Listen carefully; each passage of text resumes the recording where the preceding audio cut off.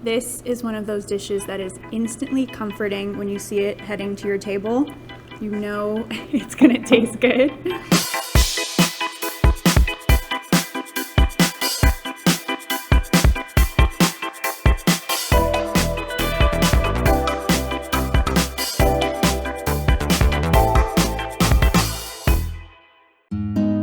This week I'm taking you guys to one of my favorite neighborhood restaurants. It's called Perle. It's a new French restaurant in Pasadena. The chef, Dean Yasharian, makes excellent French food.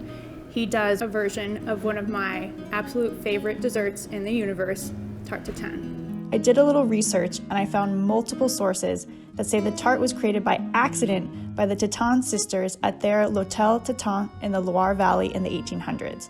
But I also found a website that's devoted to the Tarte Tatin that claims it could have been created before then, but almost everyone agrees that the dessert was popularized at the hotel. I also found that the sisters never called it the Tarte Tatin, but that others referred to it as Tarte de Demoiselle Tatin, or the tart of two unmarried women named Tatin. This is the Tarte Tatin at Perle, and this is what we're into.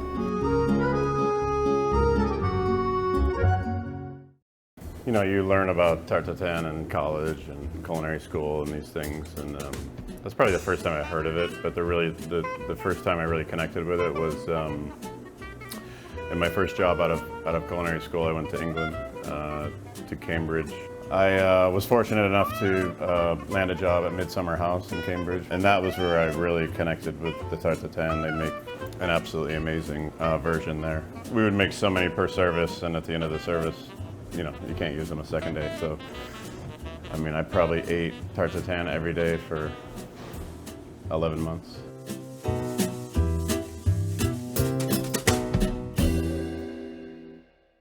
To make the Tarte Tatin here at Perle, we start with the caramel. So you have equal parts of butter and sugar. We add the caramel to our baking dish. Separately, we're peeling apples, quartering them, removing the seeds. We layer the apple in the caramel. We do a light dusting of cornstarch and powdered sugar on top of the apple before we add the pastry. What that does is it helps to absorb some of the moisture and thicken the sauce. We then bake the apple in just the caramel and a little bit of cornstarch dusting until the apple is fully cooked, and also the caramel is drawing out the moisture of the apple and creating the sauce. And then we add the puff pastry. We then fold it in around the apples and the caramel and then bake. And then basically once the pastry is done, you can sort of see the caramel coming up on the edges as well, which gives you an indication of, you know, we're looking at color. You want the caramel to be dark, like almost just before burn. We take it out, rest it for a couple of seconds so we can handle it, and then you flip it over and that's it. With ours, we serve it with a cinnamon labneh. What I like about labneh is the slight acidity that it has, what helps to balance the richness of the caramel and the pastry. You know, with such a simple recipe, can have, you know, you can add so many little tweaks and things that you want. And you know, at the end of the day, it's simple ingredients, but sometimes simple is difficult to execute. Oh, you can hear how flaky and crispy the pastry is.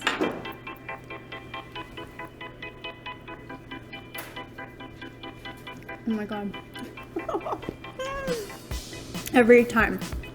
The apples are super supple and succulent, but not too soft. And the pastry actually has like two textures to it.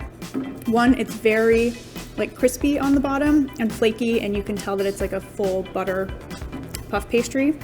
But then you get to where the chef kind of tucks in the dough around the pan, and it turns into this like chewier texture, and it's almost like candy where it caramelizes with the sugar. Not too sweet, buttery, crispy. The apples are amazing. They're like this deep amber color. When it feels like the world is falling apart around us, this is the thing I want to eat. This is amazing on its own, but it comes with the cinnamon lebna, which is like kind of tangy and a little bit sour with all this great cinnamon.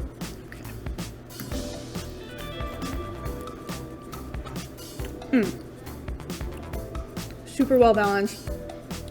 I mean, it kind of takes a little bit away from the sweetness, so you get that perfect balance of flavors. Takes it to another level completely. If you guys love this episode, be sure to smash that like button, subscribe to our YouTube channel, and come back next week for more good stuff.